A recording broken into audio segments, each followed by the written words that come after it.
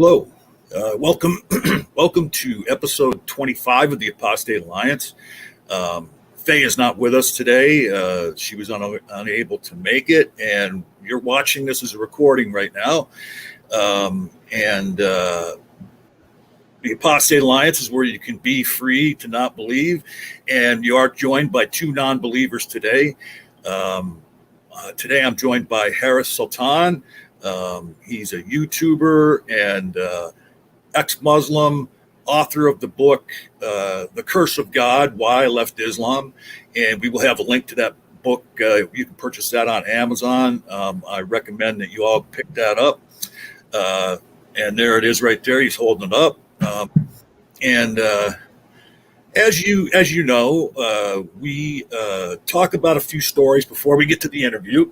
And pardon me. And the few stories that I found on Twitter this week. As a matter of fact, the first one we're going to talk about, I found in Harris's timeline.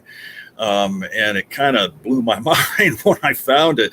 As you know what happened in France recently about the teacher who had their throat slashed, was essentially beheaded for having shown pictures of Muhammad in his classroom to open a discussion, and a fundamentalist radical Muslim person had killed him.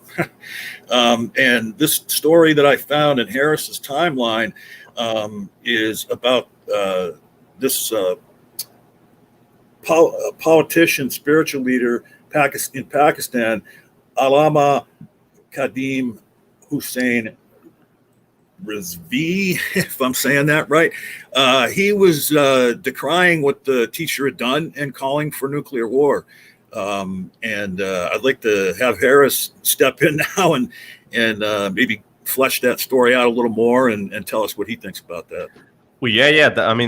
Thanks for having me, first of all. That guy is very known to, especially Indians and Pakistanis, Muslims and non-Muslims alike. He's one of the most radical hardliners you'd ever see, because he's been arrested a few times, but then he's been let out, because a lot of the times we believe that governments or the state, the military alliance of Pakistan, that possibly sometimes support these guys, because they always have this fear of this war with India, and traditionally Pakistan conventionally can't really match the firepower of India, so Pakistan relies heavily on indoctrinated mujahideens, and that's where these guys come in. So these guys have been set up by the Pakistani military, and that's, I don't know if you guys have heard the word, the terms like good Taliban and bad Taliban.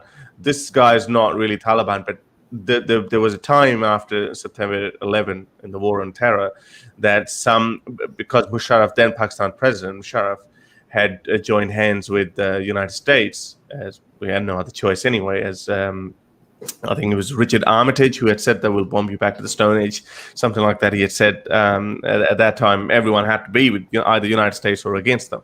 So Musharraf had joined, but then as a result, some Pakistanis, mujahideens, because there's thousands of madrasas where these guys are trained radically, and they stood up against Pakistan. As you might remember, that in the first decade of the century, there were 70 or 80,000 Pakistanis estimated to have lost their lives in terrorist attacks every day. Those were called bad Taliban. But then came the stage when Muslims realized that, okay, maybe terror is not the right way.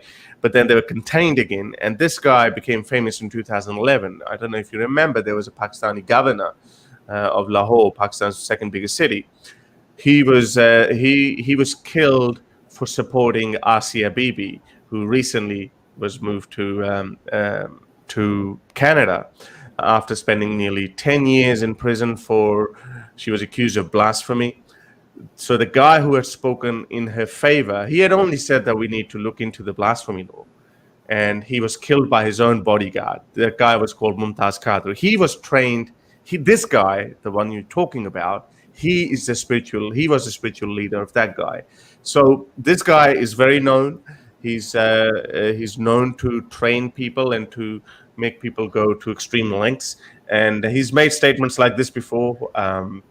He first said that because Pakistan has this debt problem, Pakistan owes a lot of money to these foreign countries, and he once jokingly said, but it's not a laughing matter in a sense that he's just some crazy radical. No, he's got huge support. In 2018 elections, his party turned out to be the fourth biggest party that got the most votes. After the three major parties, his party turned out to in terms of popular vote, they ended up getting the most votes. That didn't translate into electoral votes in representation in the assembly, because you obviously need to be number one in a certain area. But he ended up getting lots of votes. He has huge support, and he makes out these jokes. There were people chanting in the background. Obviously, we don't understand Urdu, or if you would play that video, there were people who were shouting and yelling that yes, we'll go with it. And he rallies people up with these really hardcore slogans, and he really says that bring them out, bring out the Pakistani nuclear weapons. What are they there for if not for if you're not going to use them in defense of the Prophet? So yeah, it might seem funny in a sense that who's going to listen to this guy, but no, he has huge support.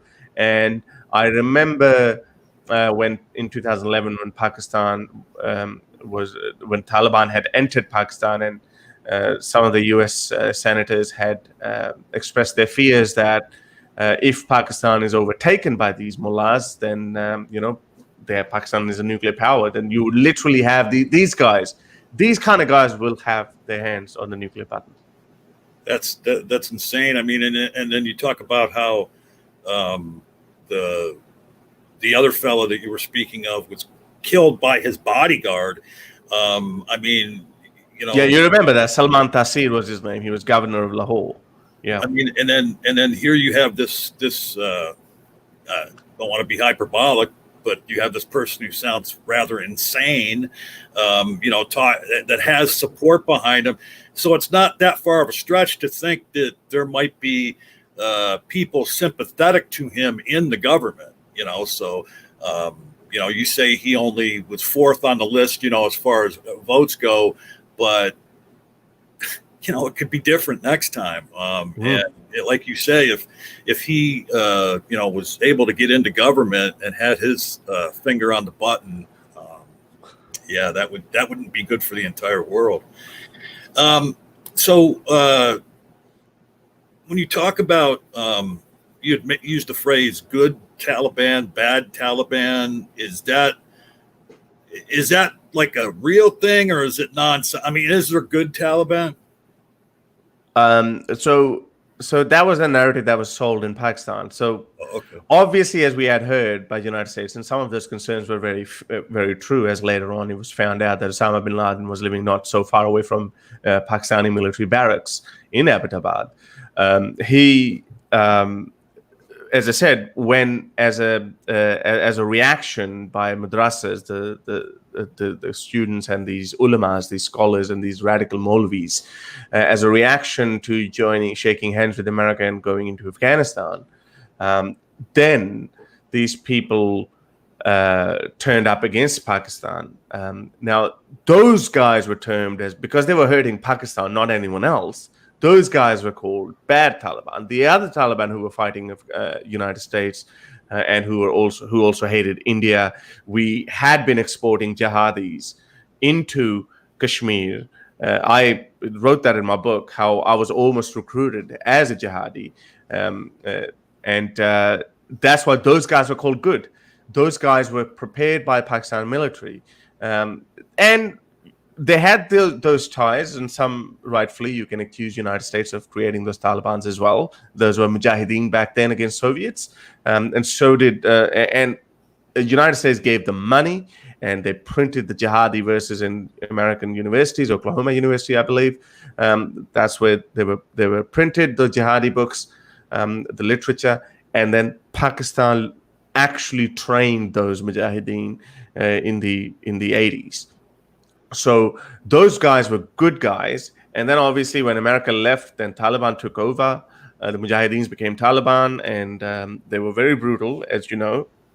But those guys were not hurting Pakistan. They were ideologically, they always supported Pakistan because Pakistan supported them as well. So those guys were good Taliban. That's the narrative that was sold. That those guys are good Taliban because they're fighting America and India, or they hate the West. But these guys are bad Taliban because they're hurting us. So that was the difference. But Oh, okay. yeah. I misunderstood. I was like thinking, wait, good Taliban. It's just the way the narrative they were pushing. It's actually on record. It's not like a far-fetched conspiracy theory, because it's like Pakistani then President Pervez Musharraf was he's been caught saying that. I mean, if you guys look up good Taliban, bad Taliban, Pakistan president or something, you'll find plenty of clips like that. And it was a very very well accepted notion. Yeah.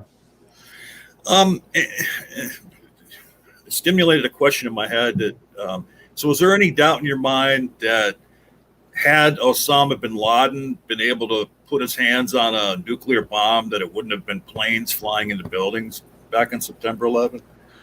Oh, if they had, they would have used anything that they would have had. They would still use anything they have. These guys, you got to remember, this is not Soviet Union where they are afraid of mutually assured destruction.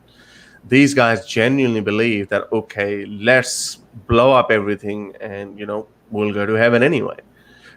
So they would not worry about that, oh, if we use nuclear weapon, then there will be a nuclear weapon against us. There'll be nuclear winter. It would be bad for the whole world. They don't believe in this concept. And that's why it's so dangerous. So no, I have no doubt in my mind that if these guys got their hands on it, then anything is possible. Yeah, that's a scary thought. I mean, it's already a scary thought to think about all the nuclear nations out there that you never know when they're going to utilize those type of weapons. But then you think about radical people that don't necessarily believe that this is life. This is the pre-life. To get you to the afterlife, which is the real life. You wonder what they would do with weapons like that. Another thing that I just want to make a comparison there, that right now there are 8 countries that have 9 countries that have nuclear weapons, including Israel. Out of these countries, there's only one truly crazy country that has nuclear weapons, and that's North Korea. Yep. And we know that that's the craziest one. No, Pakistan, India, these guys are still sensible people. They wouldn't use nuclear weapons. They don't believe in let's just destroy everything and we'll go to heaven. Even Pakistan, they don't believe in that. We know that if Iran gets that would be very crazy, but even that wouldn't be as crazy. But if these radicals, if they get nuclear weapons either through Pakistan or on their own, they would be far crazier than North Korea, because North Korea, as crazy as it might be, they don't believe in some sort of afterlife or the real world being after this life. So that's why there's still some restraint in their mind that we're not going to use it, or unless we really have to. But these guys will be proactively using it. So that's why I say when the West worries that why Iran shouldn't get nuclear weapons, that's a very genuine fear. These guys would actually be very crazy, and they would use it.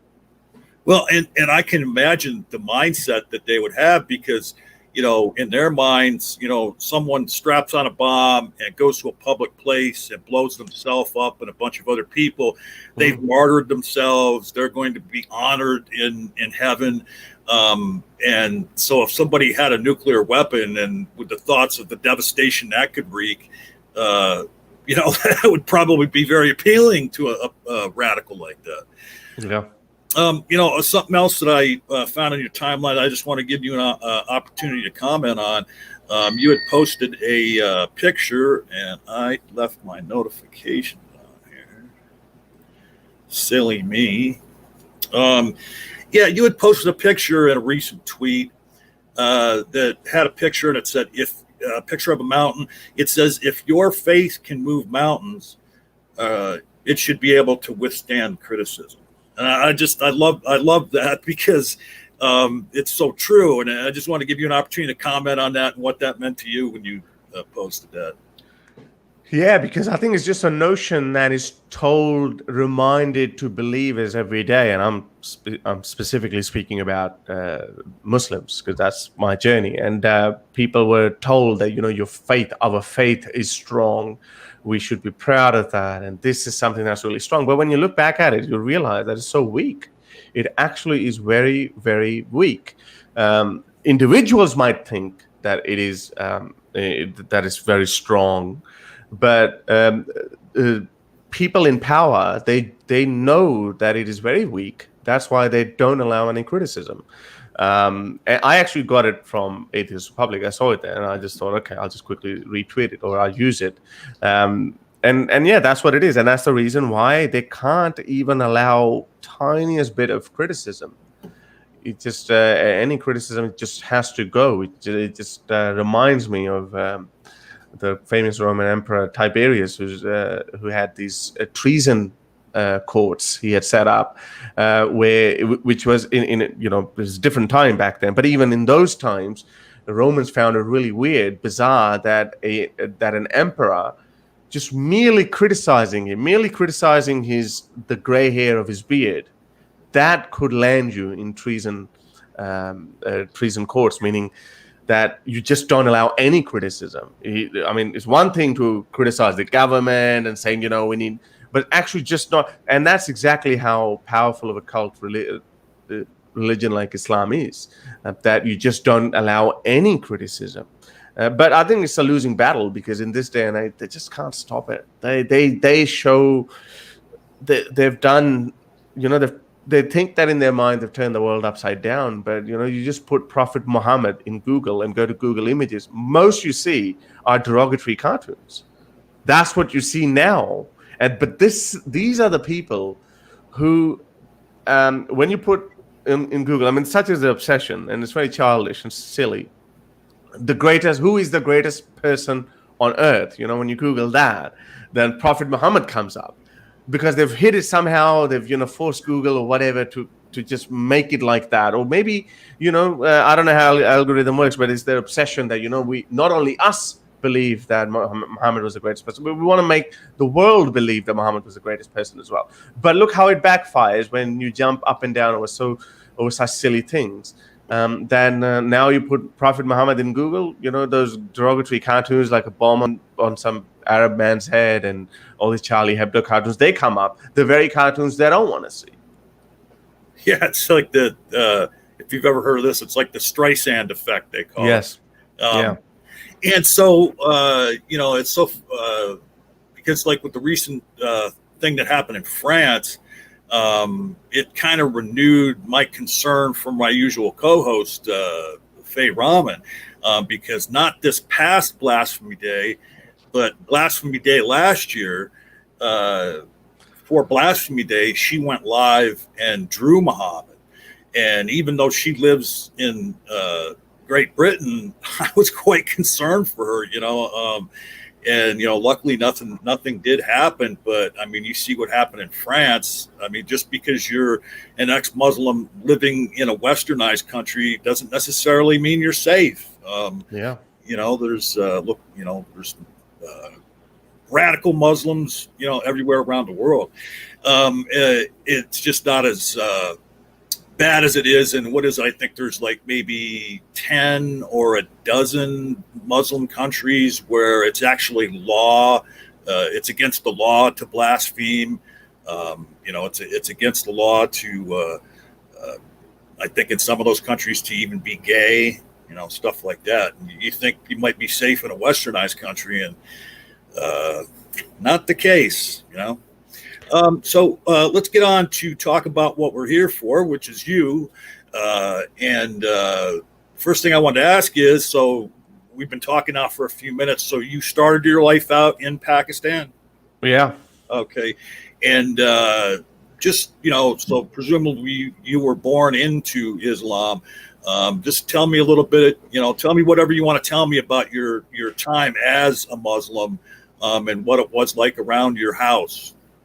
Right. Yeah, look, I mean that part. I mean, my life, there was nothing really interesting in that as part. As like, I mean, it didn't have any interesting bits from it, other than only one part that I shared in my book, that how I almost accidentally became a jihadi, and I could have been dead for nearly 20 years now, had I actually succeeded. But other than that, my family was always very moderately Muslims. It seems like now it just looks like a different era altogether. Like, I mean, I'm 36 years old. I was born in the 80s, and I grew up in the 90s. It seems like it was a different world back then. We obviously living in a post 9/11 era, where there was a sudden surge of radicalization. All these people that you look at, these people are mostly born after 9/11, or they've grown up in an era, in a world after 9/11. And that's why we see so much radicalization. But I can't generalize it. I mean, that was just my experience. That my family was moderately Muslims. They would pray, they would fast, kind of like what you would show in ideal movies. That okay, that's what Muslims are. We never thought about jihad. It was never taught in our household what jihad was, even though my textbook had some verses of jihad, but it was always portrayed as something like like as modern armies will fight to defend their country. So that it was never, you never thought anything's wrong with it. I remember one particular incident in that would have been 1998, when I was in the 8th grade. That's when we were taught about evolution. And I just couldn't understand, but I could understand. But then I'm like, hang on, but what about Adam and Eve? So it just wasn't making sense. And I remember our Muslim teacher afterwards said, oh, this is just what science believes, but that's not true. And I'm thinking in my mind that, we believe everything else that science is telling us, how to make aeroplanes and how to make, cars and electricity and everything. But how come evolution we can't? Why are we leaving this bit out? But anyway, that was just one aspect, but it didn't again do much, because as a 13, 14-year-old, I had other things on my mind rather than try to solve the mysteries of the world. But other than that, as I said, my family was quite moderate. They never really forced me to even pray or do or learn the Quran by myself, forcefully. They never did any of that. I was never even forced to go to mosque. But there was a stage in my own life when I decided that I need to be an honest Muslim, and I would pray 5 times, and I would go to mosque and pray and come home. I started reading the Quran in Arabic, not in Urdu, but I would try to finish the whole Quran in a month. And so those were my say, but those were self-inflicted. But the one very interesting part out of that is that it was 1999. I was in 9th grade. I remember my father had met this friend, and he had a beard like I have now. So we never thought that he's a religious beard or something. And from his sense of humor, it didn't look like he was a very religious guy either. But he said, "Okay, Mr. Sultan, we need to. We're going to Kashmir. It's beautiful. You want to come along? You can bring your son as well." My dad was like, "Okay, yeah, I'll go." He said, "There's a caravan going," and we didn't know anything about it. This is jihad recruitment or whatnot. So anyway, my dad said, "Okay, Kashmir is a very beautiful part of Pakistan. It's the northern part. Most of the mountains are over 5,000 meters tall, so it's absolutely breathtaking. Such a shame that it's occupied by that kind of people." But went up, and Lashkar-e-Taiba it was held by Lashkar-e-Taiba. We went up the mountain, and we stayed in this one big room, and there were like 100 radicals sleeping there on top of each other, and I was there as well, and we had to spend the night there. And I'm like, oh boy, where am I? And we had to eat from one big plate. Everyone is eating from it. With their bare hands, and this was something like totally alien to me, and I was just like, man, I just want to get out of there. But then came Hafiz Saeed. He's a renowned jihadi, responsible for pretty much all of the all of the incursions in Kashmir. It went from Pakistan, and that's how I knew at that time that okay, this is absolutely true, because I was almost recruited. So anyway, so he gave a very passionate speech. They displayed how Mujahideens fight with AK-47s, and there was an enormous display of firepower. My ears still ring if I think about it. And then he said, we have to go and fight the infidel Indians. And there was something in that speech that at that very moment, and again, as I said, I was probably 14 maybe, and I was 14 years old at that time, and it just made me think like, yes, I want to be a martyr. I want to go and fight for my Muslim brothers in Kashmir who are being ruled over by these Hindus. So my dad was like, shut up. Like he was like, he didn't want to draw any attention either, but he didn't want to, he was a sensible guy. He didn't want to leave me there. He was like, shut up. And he just held my hand and he squeezed it. So he was, shut up. But then this guy came, Hafiz Said actually came past us and he looked at us. And then a guy, and he asked my father, he said, would you give your son for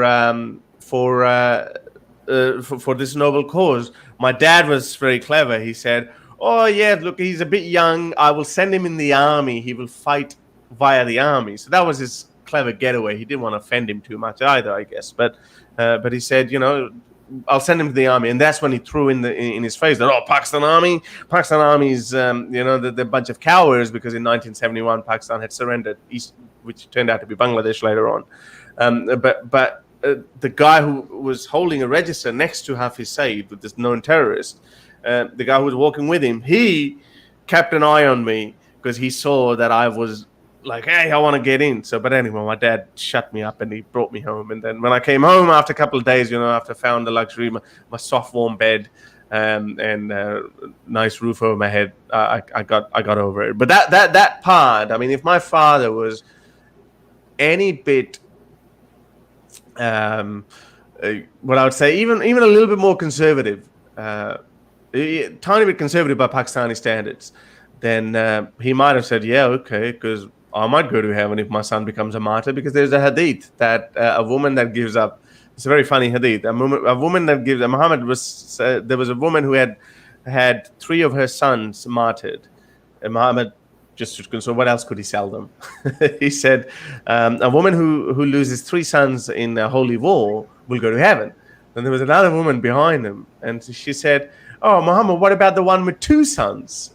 There was another woman who had given up 2 sons. He said, oh, yeah, that one too. They will go to heaven as well. But I guess I was only one, so there was no full one. So Muhammad used to make up this. But my point was, I mean, my father could have said, yeah, sure, go for it, son. But then in that case, I would have been dead. I would have been long dead. Yeah, I mean, and, I just want to make note of the courage your father had to come up with that on the spot, because, you say if he'd been a little more, trying to be more conservative. Right, a little more conservative, but also if he hadn't been so brave, he might not have been able to come up with that on the spot. And so I laud him for protecting you in that situation. Yeah. And I also find it interesting that you're talking about 1999. So you went through this experience, most certainly during the time they were planning the 9/11 attack. So yeah, that seems very interesting to me. And you also talked about how, in the post 9/11 world, people that were born shortly before or shortly after lived up in that post 9/11 world and have become more radicalized.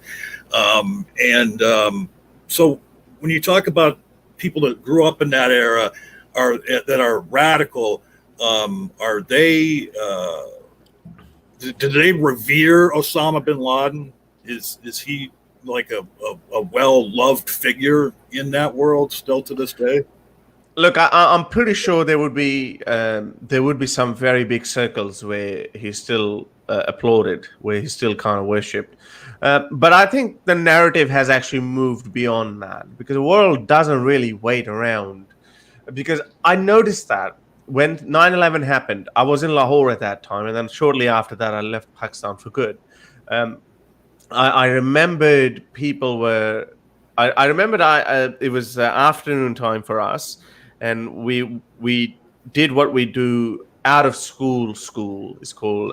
So we were it's like an extra tuition where you go to school in the morning, and then in the evening you go study a bit more extra. So you get, the belief is, okay, you'll get more marks in the exam. I remember I was in this session in my post school class. And then I came out. I went to the video store, like a Blockbuster, and they were all looking. And I rode my bicycle there, and I saw some people just dancing in the streets. I was like, okay. And then I went to the movie store to get some to get a movie or something. And the guy, I went in. The guy's looking at the TV screen. He's like, they're all surrounded. They're all looking, and I'm like, what happened? And then it was like a movie scene. It was like, he just pointed up to the TV screen, and then I looked at it. At that point, at that very moment, the second plane had just hit. So I think there was 10, 15 minutes apart or something. And then I'm like, my mouth is like open. And to me, for some reason, I didn't find joy in that when I was looking at it. And coincidentally, my father at that time was actually in New York. And he told me he was so mad. He was so mad at these people because he saw that with his own eyes. When you see suffering on such scale with your own eyes, it's a totally different worldview. Whereas on my street in Lahore, these 16-year-old kids who probably can't even place where New York is on a map, they're just dancing because they've been told, hey, something good really happened today. So they were dancing. And then we saw some clips. I think it was mainly CNN showed the clips in Palestine and all those other countries where people were dancing. In Pakistan, I wouldn't say there was that much dancing around, but I saw some, so that's why I remember it. But initially, I used to defend. I was against the Afghanistan war. And I remember Pal Talk used to be new back in those days, and I used to sit up like that, and I would try to have a debate with people, and that was my first exposure to the outside world, and I had no answers. And I remembered the common narrative that was sold to us, that look, we Muslims are suffering, we're the victims. This is why we're ready to blow ourselves up. So we must be in the right. We must be. That was a belief, and for a very long time it persisted. But then I think after a while I noticed a major shift, even in Pakistan, that people thought that, okay, we have to move away from this, that this is not the answer. Because, United States, I was talking to someone, the United States actually responded very appropriately. I mean, it is a superpower, can't be bullied like this. You can't lose 3,000 civilians to landmark of buildings and just say, okay. But I worry that in this day and age, with all this, loony left and, this Islamophobia narrative and this bleeding heart leftist and all this, I wonder how a country like the United States could respond in today's day and age. That there would be so many more. I remember when the United States was going into war in Iraq, there were mass demonstrations in London and some other European countries, but not necessarily in America. But I think there would be mass-scale demonstrations if, let's say, something like this happened and the United States said, okay, we're going into Afghanistan again, or we're going into Syria for some reason. There will be demonstrations. So the world has changed, and even the Muslim world has moved on from it. They've moved on to a different level now, where they just think that, okay, now they're trying to, I think we're just dragging them into the 21st century. We're just really dragging them. That, okay, they're saying, okay, violence is not the solution, but you should still respect our prophet. But we need to drag them a little bit further, and we need to show, okay, not everyone has to respect your prophet. We can criticize him, we can mock him. I personally don't draw cartoons. I mean, I'd say it's not something that I do, but this is what they need to understand, and this is something French government can't really do anything about it either. They Muslims want people to be punished for blaspheming or for mocking Muhammad. What they need to understand is that Western governments can't do it, because once they start doing it, they start losing the freedom of speech. Yeah, that's very sensible, everything you just said. The only thing I would give you pushback on is that, yeah, maybe going into Afghanistan, but like I don't see why that post 9/11 that we went into Iraq. It didn't seem as Iraq, I'm not in favor of that either. I misspoke. Yeah, I'm not in favor of Iraq war. Yeah, Afghanistan, I don't have any argument against it. I mean, the end result of it seemed to be fine as far as getting rid of Saddam Hussein, but there was already reasons to have done that before 9/11, actually, but we didn't do it. I mean, if we were going post 9/11, and I think that the first country, if we were going to go into a country that was responsible, or some of its citizens were responsible, it would have been Saudi Arabia. But of course, we couldn't do that because we're in bed with them because of the black goo that they have in the ground that we need. So you mentioned that shortly after 9/11, you did move away from Pakistan. Is that when you went to Australia, or did you go somewhere before that? No, I came to Australia in 2003. I was 19 years old, and I actually, funnily enough, I had actually applied for a student visa in the United States. But again, it was post 9/11. America's under attack by young Muslims. Here I am, a 19-year-old young Muslim. Why should we let him in? So I wasn't given the visa, despite of having good grades, and I had paid my fees, and I showed my financial capacity that I could support myself. Despite of all of that, no, I wasn't given the visa. So, but my mother had said, just as an insurance policy, she had applied for Australia as well, and which I had filled in. So I remember I was coming back from the embassy, the U.S. embassy, and I was like very disappointed. I was very disheartened. I was like, man, I wanted to go to America, kind of like what Borat was in the first movie. Like, I'm going to America, and so anyway, so that didn't happen. But then, as soon as I was very depressed, I remember I was very depressed. I wasn't talking, and I was like, yeah. And then the very next day, I got a phone call from the Australian embassy in Pakistan, Australian High Commission, that we're ready to go to the next level. Just go do your medical or whatever. And then that's when I moved to Australia, and I'm so glad that it ended up whatever it ended up being. This is one thing that I'm so happy about, that I ended up in Australia. It's a wonderful country, so far away from everything, and it turned out to be. Were you already an atheist before you left for Australia, or did that happen in Australia? No, I had started doubting Islam at that point, but I don't think I would call myself an atheist. I had these questions, and this is why that meme was so powerful about your belief. If you think your faith is so strong, then it should be able to handle criticism. So all these things subconsciously were playing on my head. That why so much violence? I mean, how can we just blow ourselves up? But then that would also reaffirm in a way that, okay, because we believe that we are gonna go to heaven. But I mean, how do we know? Everyone, because I remember, there was always this thing that Superman is always American. Like all the superheroes are American. So God is on America's side, but we think God is on our side. I mean, what is all this going on? So I had these questions, but I hadn't really gathered my thoughts. And again, as I said, I was a teenager at that point. There were so many other things on my mind, and that's when I remembered. I was it was 2005 or 2006 or something. There was a document. It was the era of what was that? Kazaa, and there was one before that, peer-to-peer software. So anyway, I remember downloading all these documentaries and movies, etc. Illegal, don't do it, guys. But anyway, this is cheaper these days, so it used to be different back then. So I downloaded this documentary. It was called "The Root of All Evil" by Richard Dawkins. I hadn't heard of him. I didn't know who he was.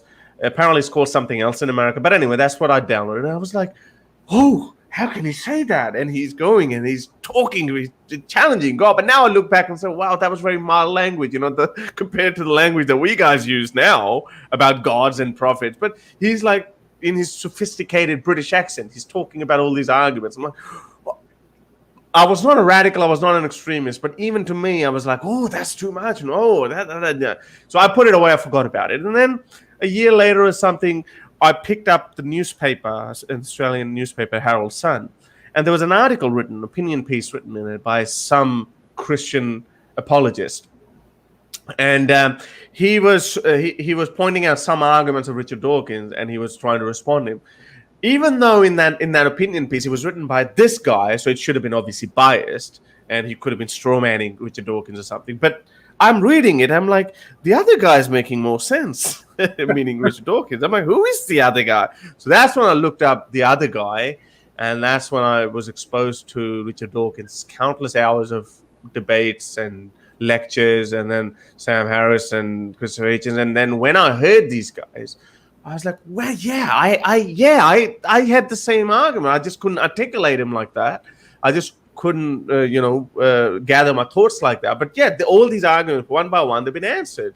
And yeah, I think I became obsessed. I went through that stage. I think it's the same stage that we're seeing a lot of people go through with our work, that I get messages from people in Pakistan or some other places that say, I've just watched 10 hours of your streams. I'm like, whoa, kudos to you for having that much patience. But because they're intrigued by it, I believe that they've had these thoughts all along, but because their countries have never allowed criticism of the religion in front of them, they were never exposed to it. That's why they just suppressed it. So I remained a Muslim because I suppressed those thoughts, because it just wasn't beneficial to me. I wasn't a victim of Islam per se, so I didn't have any motive to go out and fight against Islam. I just purely stumbled across something that I always had these intellectual questions in my mind, and they just happened to be answered better by the other guys. Well, and it's so funny, just listening to that, because I've heard similar stories from so many people that have left religion and become atheists, that they found, someone online like a Richard Dawkins or an Aaron Ra or, whatever, and then they just consumed the content. Yeah. Like, and a matter of fact, this one fella I know that was a pretty hardline Christian, and as many Christians and probably many Muslims as well, they don't actually read their holy book. They just believe what they're being told by the preachers and what have you. And so somebody had mentioned to this person about how it talks about slavery in the Bible, and this gentleman was like, well, no, there's no advocation of slavery in the Bible. Are you nuts? Are you insane? No way. And then they pointed up towards the verses, and he went and read them. And then that was the beginning of the end of his, religious belief.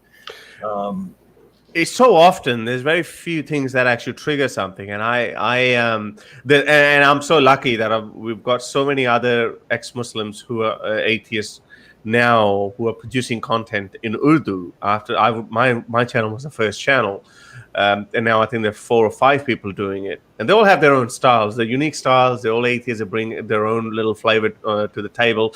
For example, I always target that part, because when I found out very late, like even after I'd become atheist, that's when I found out something like concubines, sex slavery was allowed. I was like, whoa. I always thought Islam was sexually very conservative, but then what kind of conservatism is this? Then they just advocate that go to this town, kill their men, bring their women, and put them on your bed. Just there's no limit, however many you want. So I just could never get my head around it. And every time I bring it up, most people who hear about me for the first time, they are like, what? There's no such thing. And then they're like, okay, this is it. And then a week or 2 weeks later, they come back and they always say, yeah. But now they're trying to have the, mental gymnastics for it. Oh, it was allowed because of that. But we know we've done our part. We've planted the seed of doubt. And that's how it starts. And other people, I make fun of miracles as well, like Muhammad's flying donkey, splitting of the moon, he's Muhammad pooping and then it's suddenly disappearing, the earth swallows it up, like all these kind of silly miracles. They sell them. I've seen videos of hundreds of people in the crowd, and they're like, whoa, yeah, that's a miracle, because they don't have the balls to actually say, hang on a second, could that be true? That as soon as a prophet will poop, it would just vanish. The earth will swallow it. But they would be like, no, because it's a prophet, they can't say it. Some clerics go really far and they say Muhammad's urine had medicinal qualities. His poop smelled like flowers and all that kind of crap. They sell them, but they cannot question them because it's, as you know, any mockery of Muhammad is like, whoa, the whole country will turn upside down. This is why we mock Muhammad. I talk in Urdu. I talk about his poop. I talk about all these kind of things, these taboo things that they are expected to say, oh, yes. No, I make fun of that. And I think this is why fun is very important. Well, and, you talk about they sell it. I mean, you look, Christianity been around for a little over 2,000 years, Islam close to 1,500 years, and still around today, both of them. So yeah, they were genius at marketing somehow to keep the story going. Mm-hmm. Now, so you talked about what sent you down the path of doubting. Can you point back to like a specific moment that where you suddenly thought to yourself, wow, I don't believe in God anymore? Or was it just like a slow progression? I think it was definitely a slow progression. I definitely put my finger down to that moment when I accidentally picked up that newspaper copy and I became aware of who Richard Dawkins was. But as you're listening, you're like, yeah, he makes sense there. But then, no, I don't think. I could never put a finger there what moment I left Islam. I usually put the date around 2007, maybe, or maybe late 2006 or 2007, because that's roughly the time when I met my partner as well. I remember that I wasn't guilty now when I slept with her. But the first time I remember when I lost my virginity, I was definitely a Muslim. I remember feeling so guilty. I was like, oh boy, I'm burning in hell. I'm gonna burn in hell. And then I broke up with that girl just because, she's inviting me to sin. And I remember that, but I got over that part, even though I was still a Muslim. Because as I said, you're a teenager, right, everything goes. But no, I can't really put a finger on that when I actually became an atheist. But I can definitely say that moment when I picked up the newspaper, that was a turning point. I actually find it quite strange that some people can actually put a finger. I remember another fellow ex-Muslim, Video Vids.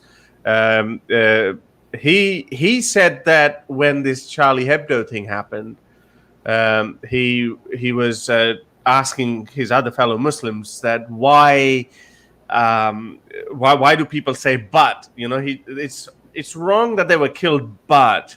So he was arguing with his Muslim friends and family, and the arguments that he was giving to his Muslim friends and family, they ended up saying, hey, brother, you're not a Muslim anymore. You talk like Richard Dawkins. And he has a date written down. Video says that on one of those days, he said, yes, maybe I am like Richard Dawkins. Maybe, yes, I don't believe in any God anymore. Wow, I'm an atheist. So he can actually put a finger on a date, but I don't think I can. Mine took about a year or so, maybe more. Well, and it was a process for me too, but yeah, I know a lot of people that, can point to this epiphanous moment that they had where they realized they didn't believe anymore. But, like for me, you had mentioned earlier about like having these ideas and feelings, but not being able to express them. When I look back on the time, 20 or more years ago, where I started down the path of not believing, that looking back on it, I didn't know it at the time, but the biggest impetus to me becoming an atheist was the problem of evil, because read the things in the Bible and started thinking, well, wait a minute, they've been telling me all this time that this is a loving God, and it's just not the case if you really analyze the Bible. Just on that point, it's actually very interesting that you said about the evil part. I just remember a joke. It's a very powerful notion. It didn't work on me. I actually don't know what worked on me. Probably scientific arguments worked more on me, because I would go back and I would say, "What? So did Quran know that Earth goes around the sun and not the sun that goes around the Earth?" And I found out 11 verses that say sun goes around the Earth. I was like, "Whoa, this is the most obvious mistake, and nobody talks about it." So mostly scientific problems were the main problems for me. But the problem of evil, as you said, is that I made a video and I said something like that. I said, well, Satan is better than God, because Satan only, let's just go by their own worldview, Satan only misguides human beings. So, okay, Satan misguided me, I murdered someone. Satan misguided him, he raped someone, or he cheated on his wife or whatever. So this is just like very small scale, because it's only amongst humans, and not all humans do it either. So, but God, on the other hand, he causes forest fires. He causes earthquakes. He lets Satan do all of these things. He can stop. He can foil a Satan's plan when someone is planning to rape someone or a child. But and if there are other planets as well, then God is. So God's body count is far, far bigger than the body count of Satan. So I made this video, just a 5-6 minute video, and then I actually received some messages after that as well. They said, "Well, some people said we're thinking about it." Yeah, that actually makes more sense. That so it's funny that there are so many arguments that we can rip these religions apart with, and different arguments work for different people. Well, and it's kind of, I've talked about that myself a lot, that God supposedly is the big man on campus, but he allows Satan to do all these things that a powerful being he should be able to prevent. And then he himself, and I believe in the Quran, it contains the first 4 or 5 books of the Bible. And so the flood tradition is in the Quran as well. Yeah. So here you have where God, drowned everybody at one point, including innocent children, unborn children, people that maybe were not, were cognitively impaired, who didn't know the difference between right and wrong. And, he drowns the entire world, but he loves you. Yeah. It's like, when there were people who were disappearing in Soviet Russia under Stalin's era, and all the people believed that it was NKVD leader Yezhov was responsible for it. And some people actually made their way to Stalin and complain about him, because they just thought, hang on, Stalin is a god and Yezhov is a Satan. And then there's no way Stalin would know about these things. But Stalin had them sent to gulags as well, because Stalin was the main guy. Yezhov was as bad as he was, but he was also had the blessing of Stalin. It seems like exactly, and Stalin let him do whatever he wanted to do. And this is exactly what the case with God is. I mean, God turns out to be a good guy in front of us. Oh, it's just Satan doing that. Hang on, but you are more powerful than Satan. What about, God cares about his free will.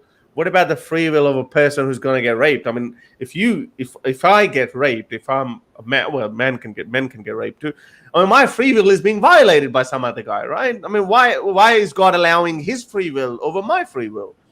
The sensible, just thing to do would be just, maybe strike him down with a bolt of lightning or something. But no, he doesn't do it. Every argument that we look at, they come back with an answer as though there is no God. They always come back with such a circular argument that it means that there is no God. Every argument that you look at, why does God say hi to us? Well, that's not how he behaves. Why does God not stop him? Oh, God doesn't interfere in free will. Everything that you look at is like as though he didn't exist. Well, and we were talking about this recently. There's really nothing new coming out of apologetics. It's like the same stuff for decades and decades. We're dead. And I've often said too that I'm not sure how anybody can read the Bible and come away from that story thinking that God is the good guy, because he absolutely isn't. So when you did leave Islam, did you suffer any repercussions from it, like from friends or family or anything? I mean, are you still good with your family and all that? I was, I was okay with my family, because I mean, we had this culture where we I never antagonized anyone as such. So like as I said, 2006, 7 maybe I became an atheist. I found an Australian partner, and she's wonderful, and everyone knew about that. Everyone knew that she's not a Muslim, because it would have been expected of me to marry a Muslim woman, or if she's not Muslim, if she's a white girl or something, then maybe make her Muslim. I didn't do any of that. Not that I could have done anyway. She's a very strong woman, so they all knew that part. But then again, people could tell from the way I spoke or the way I conducted myself that maybe he's not a religious person. Some of my family members thought that maybe it's just a phase. He might get out of it. He might become a born again, as you guys are born again Christian. We also have born again Muslims. So he might become that. They had all of these things, but I never really came out as, I would talk to some of my close friends and cousins that are, this is all nonsense. And they were like, yeah, okay, whatever. They wouldn't take it seriously. But it did. But when this happened in 2007, there was a crackdown on atheists in Pakistan. And I've spoken with so many of them since then. They had to flee Pakistan. Some of them were tortured very brutally. They were arrested, and some couldn't get out. Some are still in prison. So when that happened, when I became aware of that in 2017, that's when I said, I got to do something, because here I am living a perfectly wonderful life. Absolutely, I was quite sorted out, and I didn't have to do 9-to-5 work anymore, and so I was doing pretty good for myself. But then I read this, when I looked up these people, that they are suffering. They look just like me, the other Pakistanis. And the ex-Muslim movement was also, going through the roof at that point.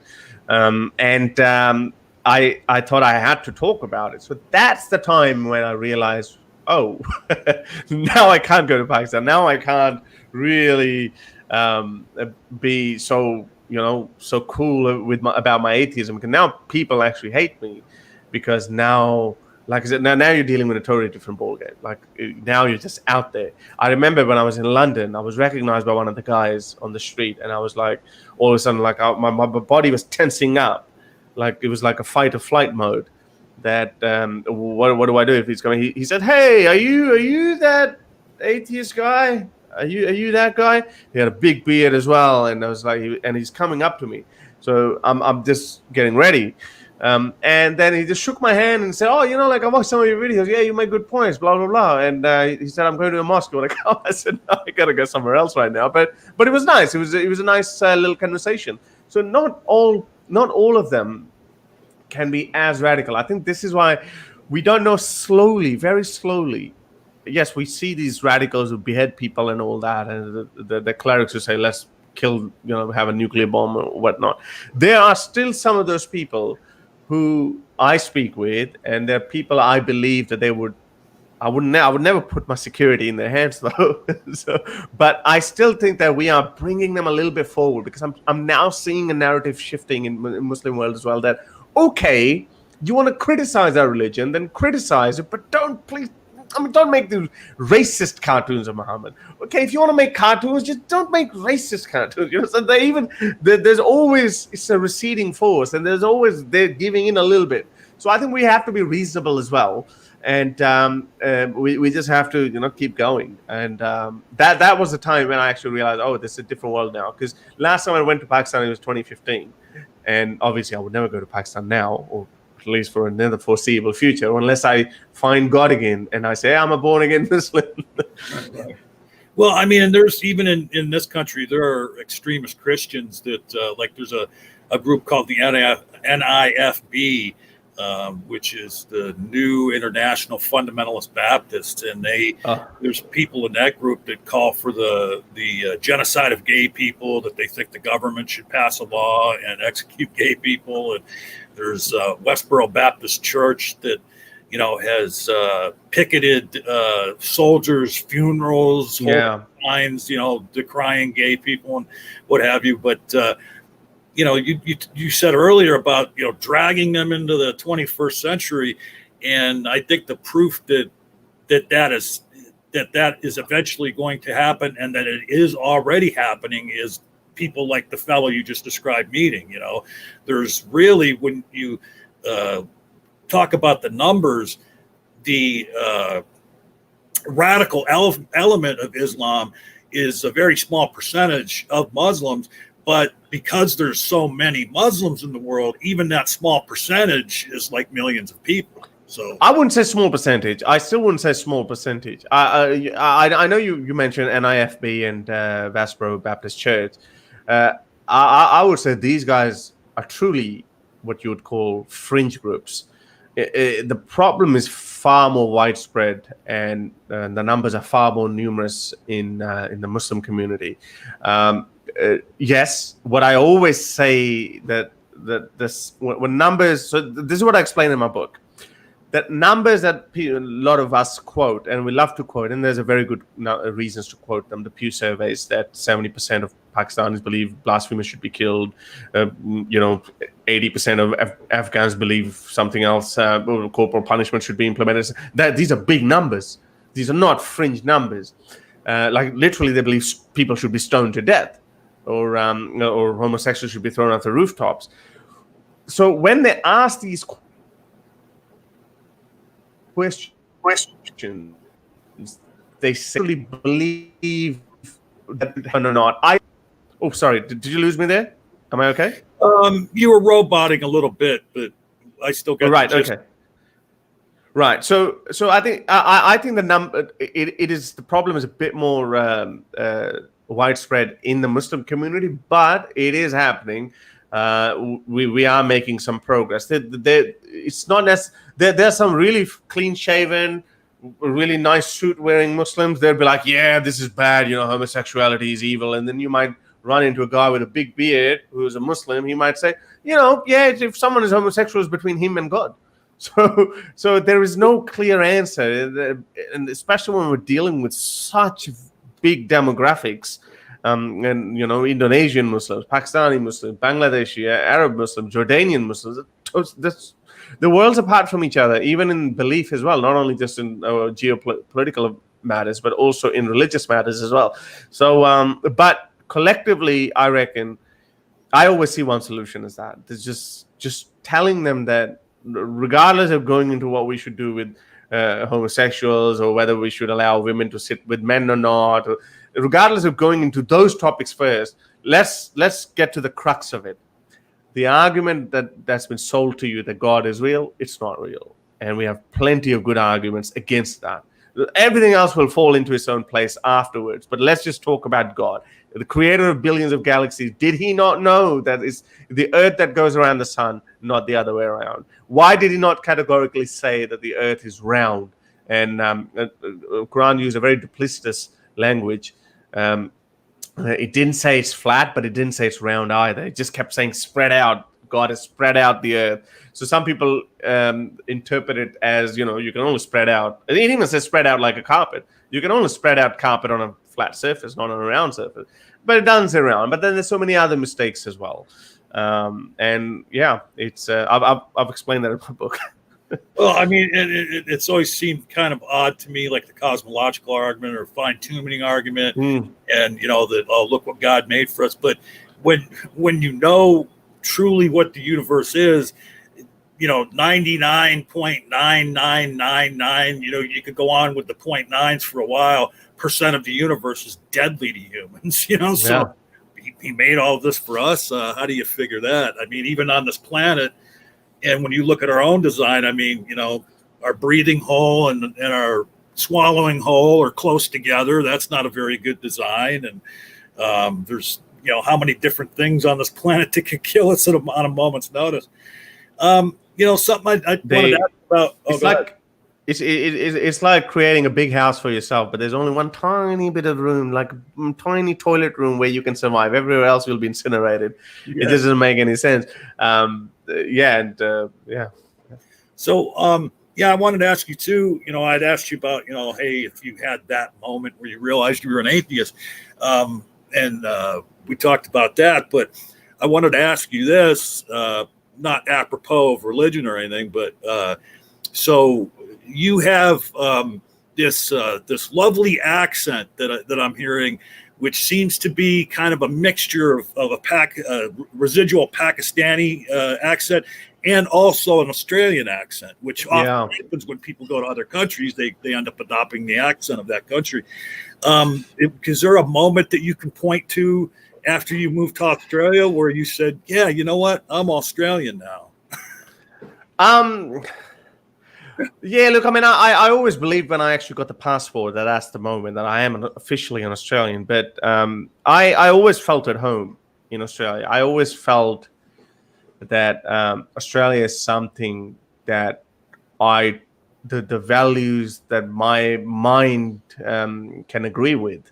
Obviously, the few little things that you can always talk about, like speeding fines and all that. We can talk about that. Australia is a bit of a nanny state, but I don't know. I mean, I always one thing's for sure. When I was studying at a university, I realized very early on that this is the country where I want to live.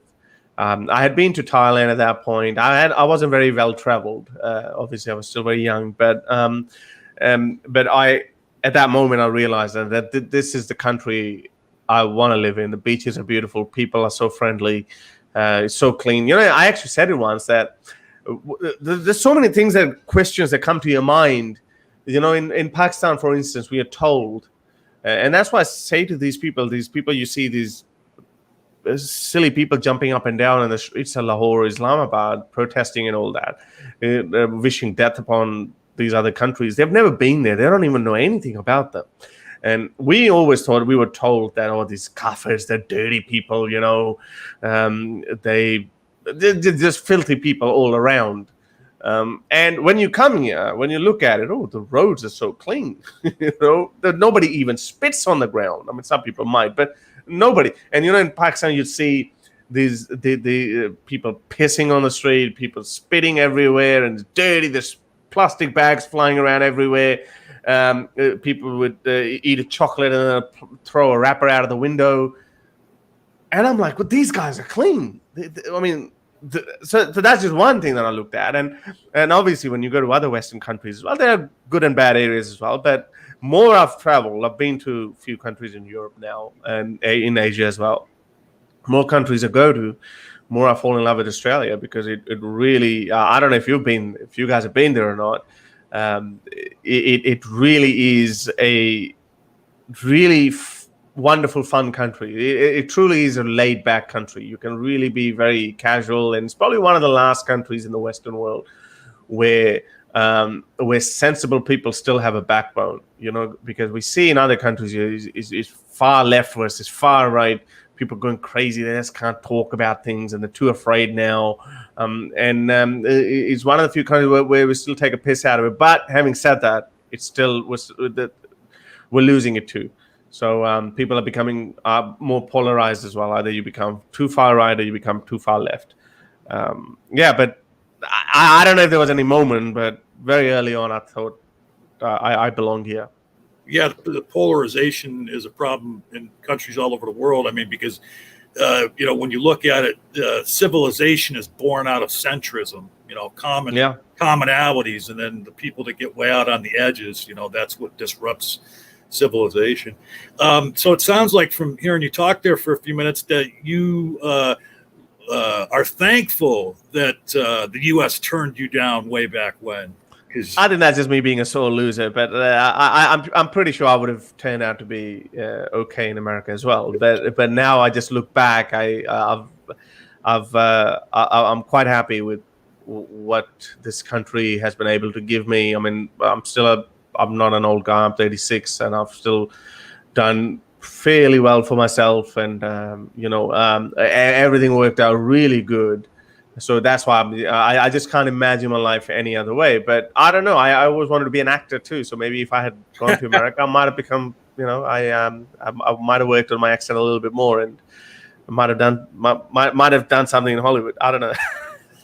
Yeah, I mean, if you had come to America and become an actor during the time that you were becoming an adult, I'm sure that they would have pigeonholed you into many radical Muslim roles, and It actually happened in Australia. I don't know if you know about this. I mean, I always wanted to be an actor. That's one of the things, but and hence my accent, and I kind of trained myself. And when I was training, I could do some other accents as well. But I did do some roles on TV, in Australian TV. I played a role of an Iraqi refugee. I played a role of an Australian sitcom of an Indian doctor and an Indian businessman.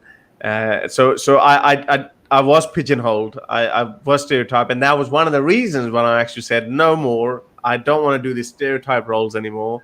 Either give me something meaningful or not. And then obviously, the industry didn't work that way. Now I know that industry needs to change a little bit, and I think it's changing. And we've seen quite a lot of other non-white or non-African American ethnic roles being diversified in Hollywood as well. But again, horses for courses. It was a different time, and I moved on from it. But but who knows? Who knows? I might have changed the world. Well, I always get so I don't know, disenchanted, or maybe even a little bit angry with people that take offense to, like, if they'll remake a movie and they'll allow a black actor to play the main role, where in the original it was a white person. Like they're talking about that maybe, and I can't think of his name right now. He's such a well-known actor too. A black man to be James Bond. All right, Idris Elba. Idris Elba. Yeah. And I say, well, wait a minute. What's wrong with this? A story is a story. What difference does it make? Who plays who that fictional person is, or what makeup they are,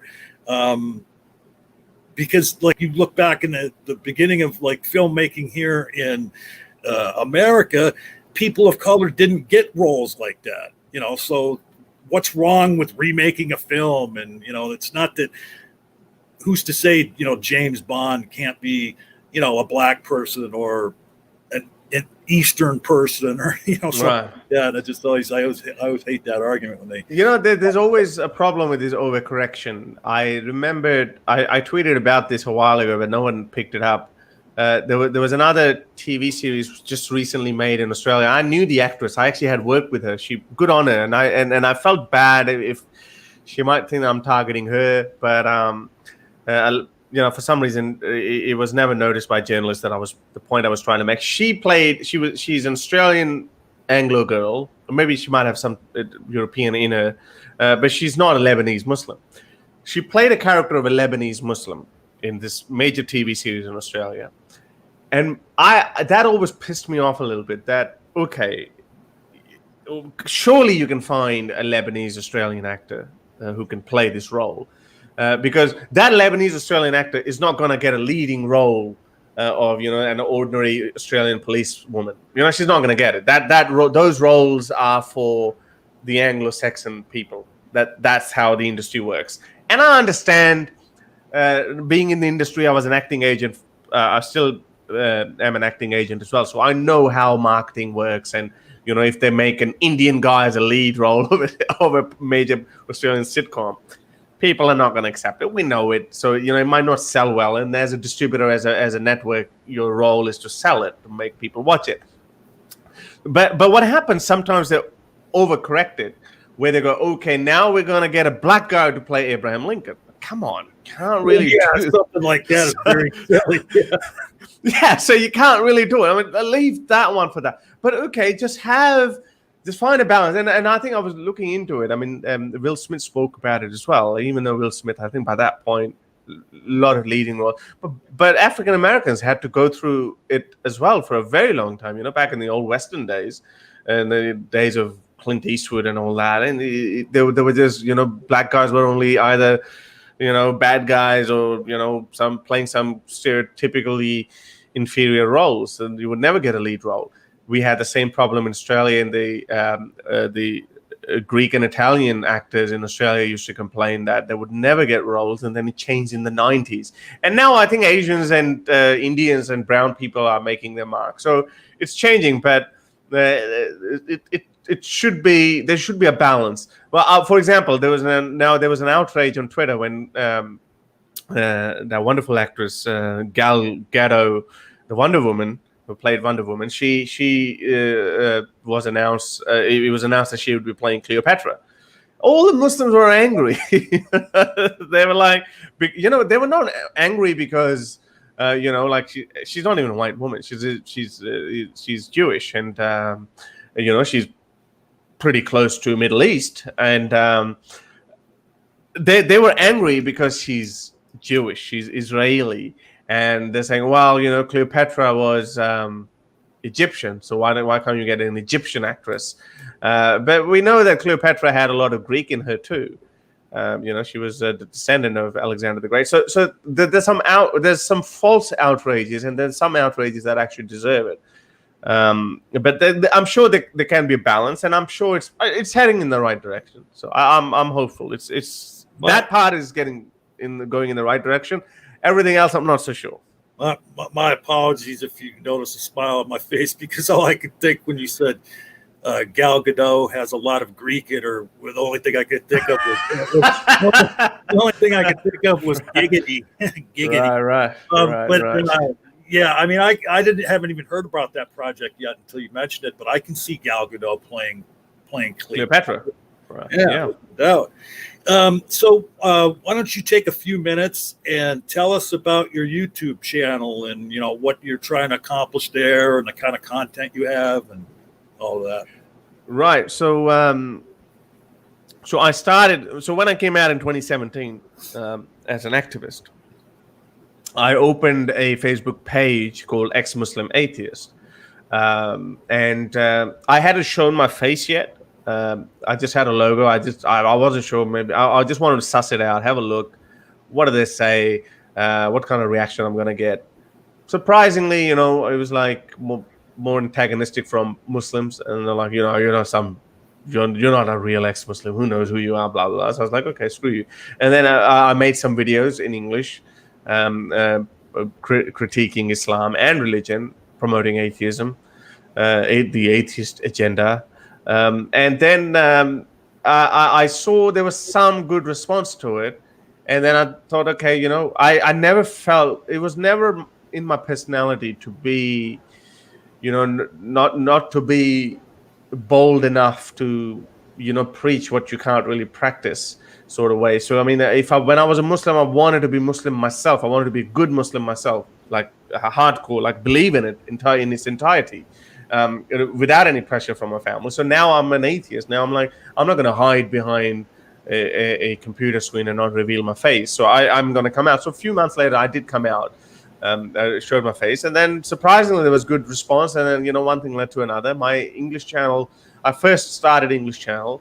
I don't know why, but maybe at that point as well, I was thinking maybe Urdu world is in the Pakistan Indian Muslim world is not ready for it yet.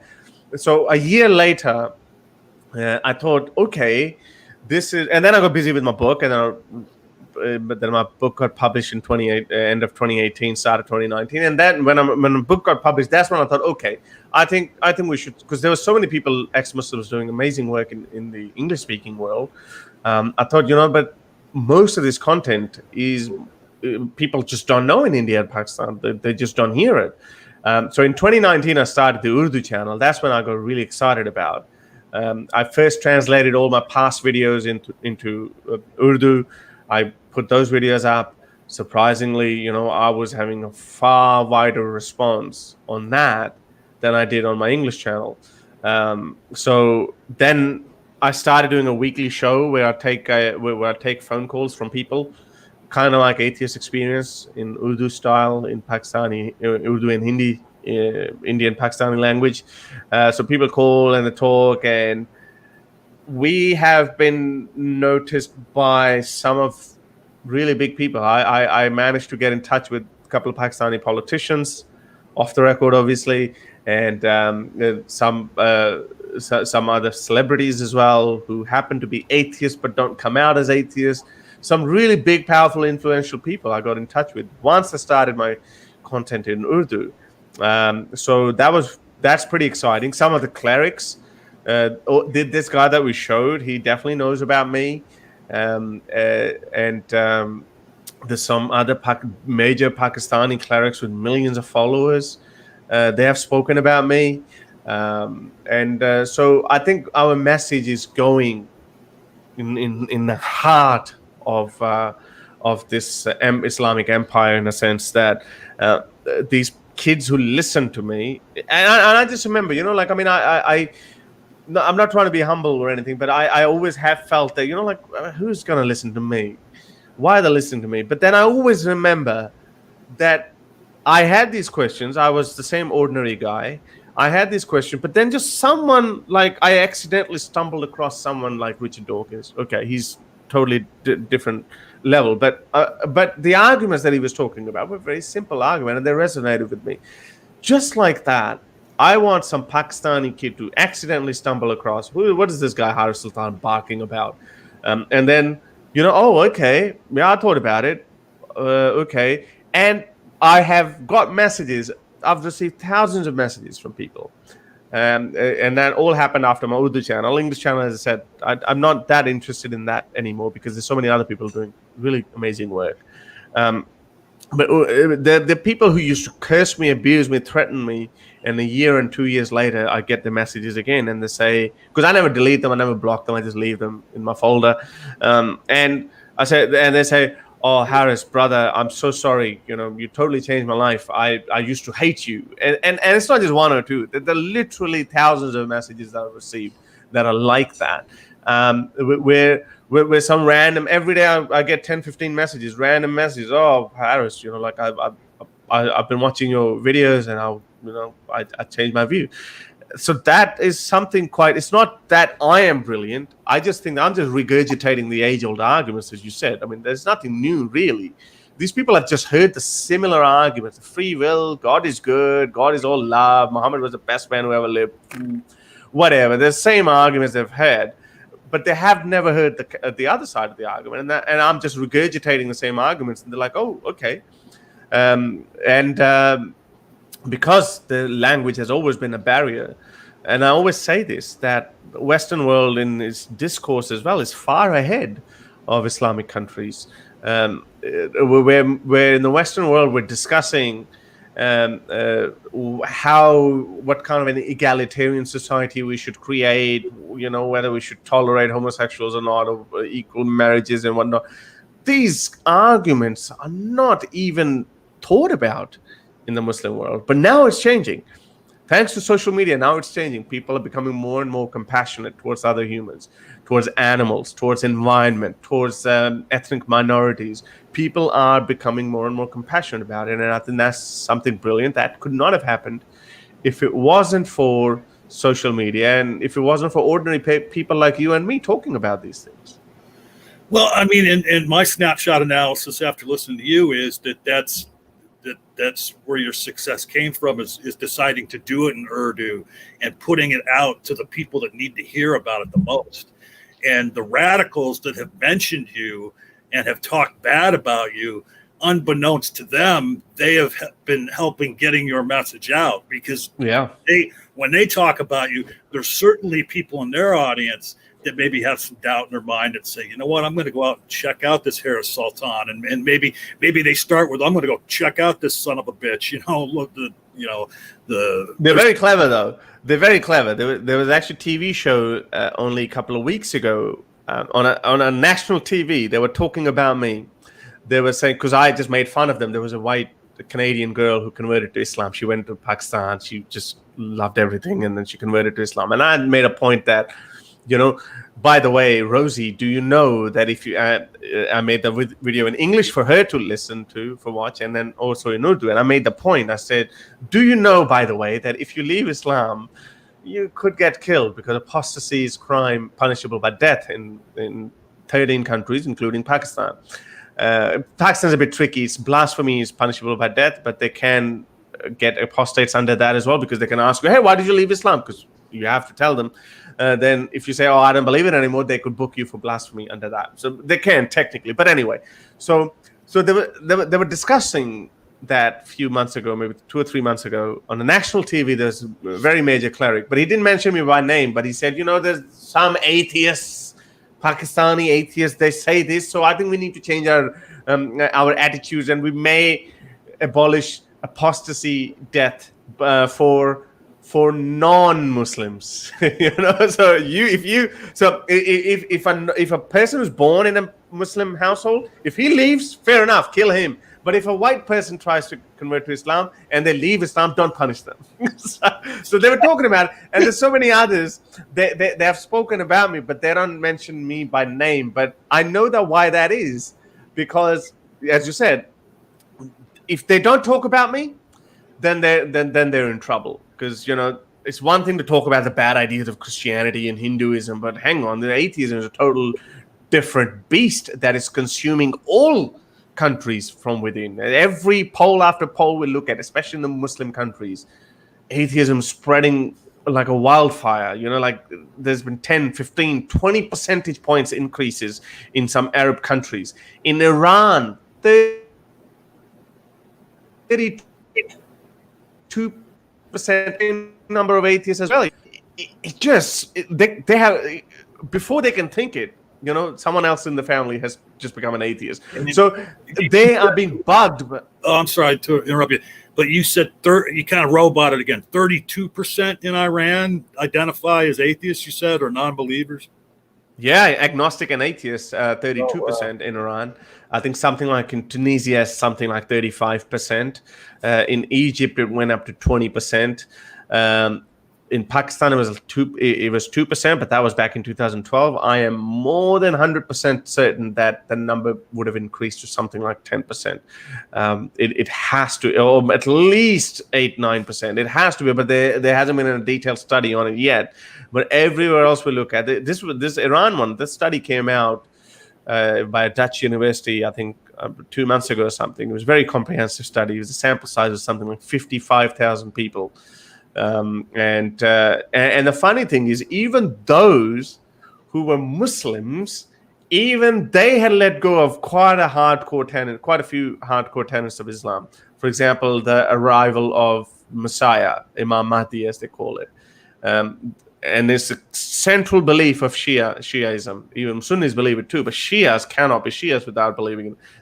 I think some ridiculous number of people don't even believe in it. I think according to the traditional worldview, only something like 35% or 37% of Iranians are Shia Muslims. Rest are either just spiritual. There was a big number of just spirituals, the woo-woo people that, universe is calling me, that kind of people. So a big number of those people were in there too.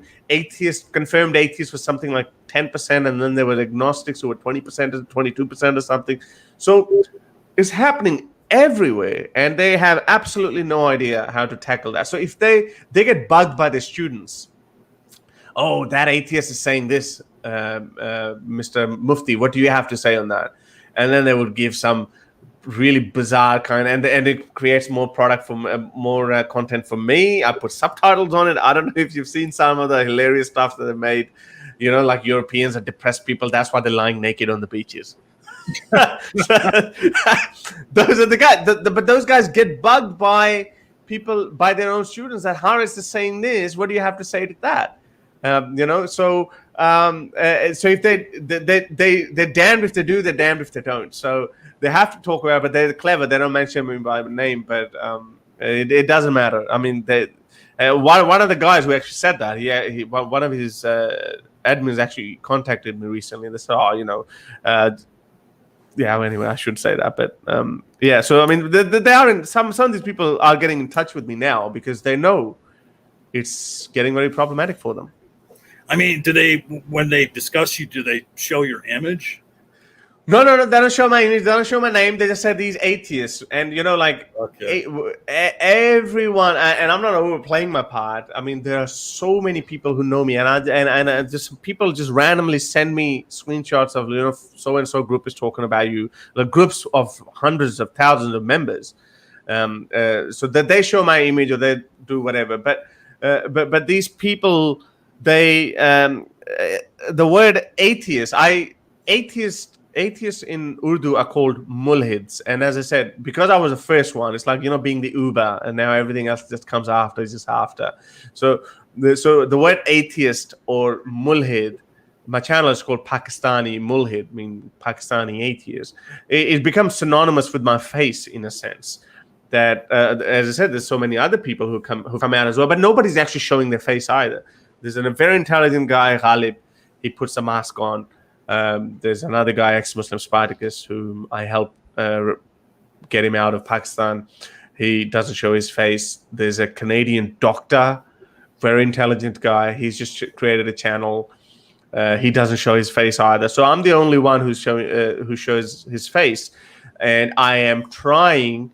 And I see this as my extension. So I don't even see that as, some people say, oh, he's getting more popular. I don't care about that. I mean, I see this as my extension, that, this is happening, and now people are doing it. And now my next step is I'm going to encourage these people to show their faces, because that's the next step. And who knows, by end of next year, we might have 20 atheist channels in Pakistan. This is we're living in an absolutely golden era of atheism, because there's just nothing they can do. I mean, they can still do something. We can't be reckless and complacent, but if we are smart about it, we're just eating them. We're eating them from within. And so, how about, could you give us a dust jacket synopsis of your book? Right. So it basically, I wrote it with me in my mind, and how my journey was. Some of the typical arguments that I heard. Obviously, you have to discuss Pascal Wager as well. Some of the baggage that comes with religion. I wanted to show people. My very first chapter is actually about how to think, not what to think. I just laid out some ground rules that this is how we think, sort of like Socratic approach. You just have to assume whatever the person is saying is true, and then look into it, then have the criteria whether it's turns out to be true or not. And then obviously I went into the character of Muhammad. That's a very major one. It's the Achilles heel of every believing Muslim. They could they could start doubting the certain arguments, but they would, the moment you mention the word Muhammad, they have to kind of like stand up and give a salute. It's kind of that thing. Okay, right. It's such a strong hold. So character of Muhammad's been discussed, especially his sex life. I think it's very important, especially for men to understand, because that's one thing that men want throughout history, is women in power, and this guy is no different. If he's no different, then what's so special about him? And then some scientific problems in the Quran, in the Islamic system. And then obviously I spoke about the actual socio and political impacts of Islamism in Europe and even in Muslim countries themselves. It's a very, the common feedback I've had is people who are not even book readers, but they just wanted to get a more in-depth knowledge of what atheism is from an ex-Muslim perspective. Everyone has said that it was very easy to read. I mean, I wrote it as I speak. And I remember my editor, I specifically told my editor that don't try to throw in big words and don't try to, make it so fancy looking. I actually had to let go of one of the editors. She wrote it. She turned it into a PhD thesis. I was like reading. I was like, I don't understand what I'm talking about. So imagine someone quotes me from a book and I wouldn't know it's my quote. So it's very easy to read. And we've had it translated in Urdu. We've had it translated in Hindi. Hindi version will be uploaded on my website very soon as well. In English, we've had something like, last I checked, 35,000 illegal downloads. We've had nearly 15 or over 10,000 copies sold. Just had it in audio version released as well. I think it'll be uploaded in Audible in a week or so. It's already been uploaded on some other audiobook platforms. So it's a very simple book. I would say it's an entry level. you would hear some of the common problems that usually get overlooked. And I think this is why I wanted to write a book, because in a book, it's just one little document that's got most of the stuff. In a video, we can only talk about one thing, and then you can forget about other things, and you may lose interest, and you may not watch my other videos ever again. But with a book, you can articulate everything in there. I would say it's a very simple to read, easy going book. Well, and again, that the name of that book is The Curse of God: Why I Left Islam. And we will have a link in the description to purchase that book if you'd like. But did you just say a few moments ago that there was over 35,000 illegal downloads? Yeah, that's on PDF drive alone, and obviously there's been so many other downloads. I allowed it. I know it was uploaded by someone, and I said just keep it up there. Even though PDF drive, I know lets you take it down if you are concerned about it. But I just thought, because I know most of the people in India and Pakistan, they can't afford a $20 book or something. So let them download it. So yeah, it's had 35,000 downloads just on PDF drive. And then at some point, I was giving it away on my Facebook. I remember I would forward the book, 5-6 books every day, to random people who would message me on Facebook. So I think we are seeing the results already of this new ex-Muslim atheist age. I was listening to an interview of this girl. She's ex-Muslim. She's a TikToker. And she was saying that she heard Apostate Prophet, and it totally changed her worldview. We sometimes doubt ourselves when we think that who's going to listen to me. I still have these doubts, but then I look at these people who say, "You, Harris, after listening to you, I changed my worldview." I'm like, "Whoa, me? Okay, all right, then I'll keep doing what I'm doing." So we're living in very interesting times, John. We are going to see in next 5 years. Already, just bear that in mind. I first became aware of Mariam Namazi, who used the term ex-Muslim for the first time in 2007.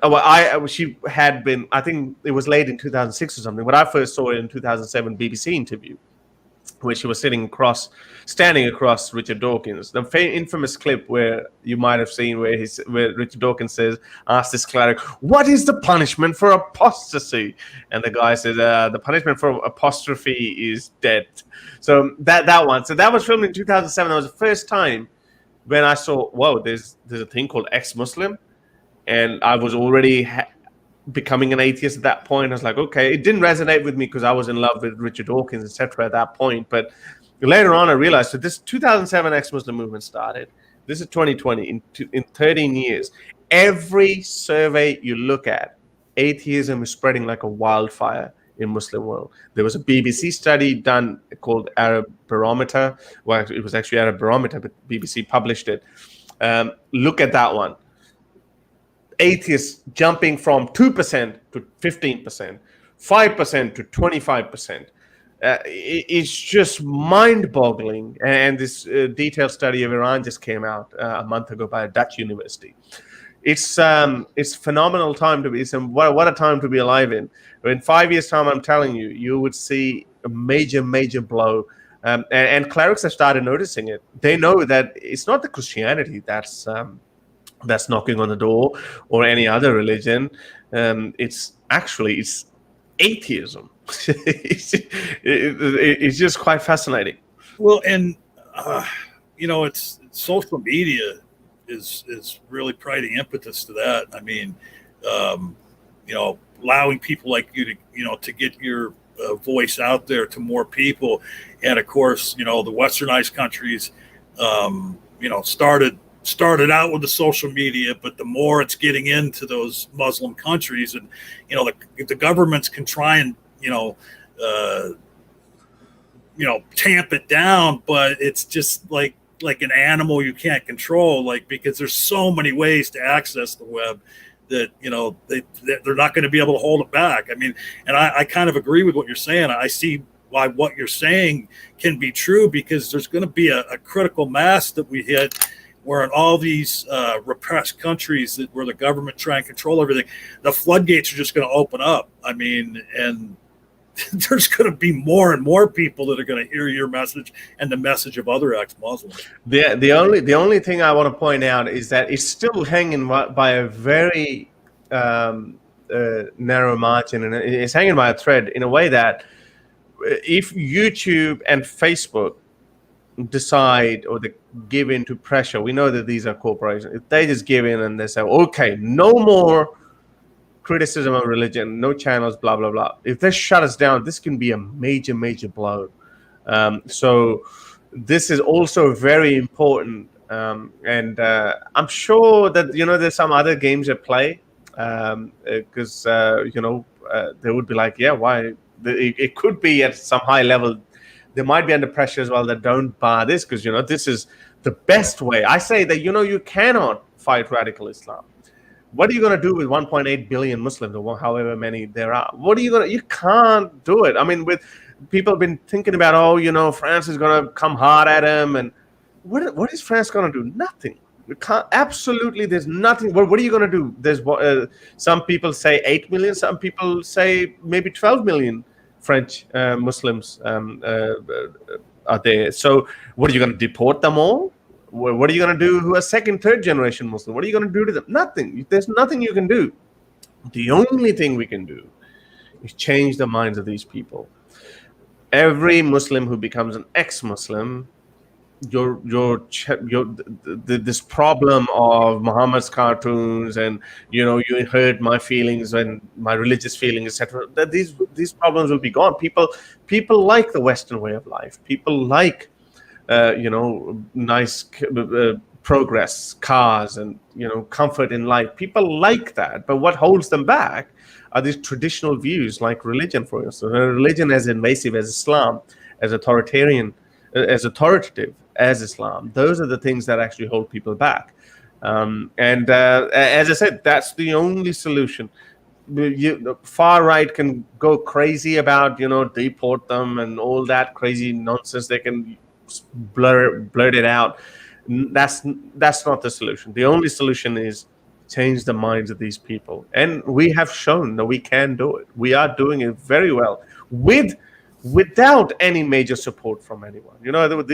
All of us are volunteers. All of us are risking our lives to an extent. I get so many death threats that I've even stopped taking them seriously, and some people tell me that and I wonder sometimes. I'd be like, one day I'm just going to get stabbed by someone and I'm going to be like, oh, damn, I didn't see that coming. It could actually happen to me because you become complacent because if you're getting that so many times, so often, then you forget about it.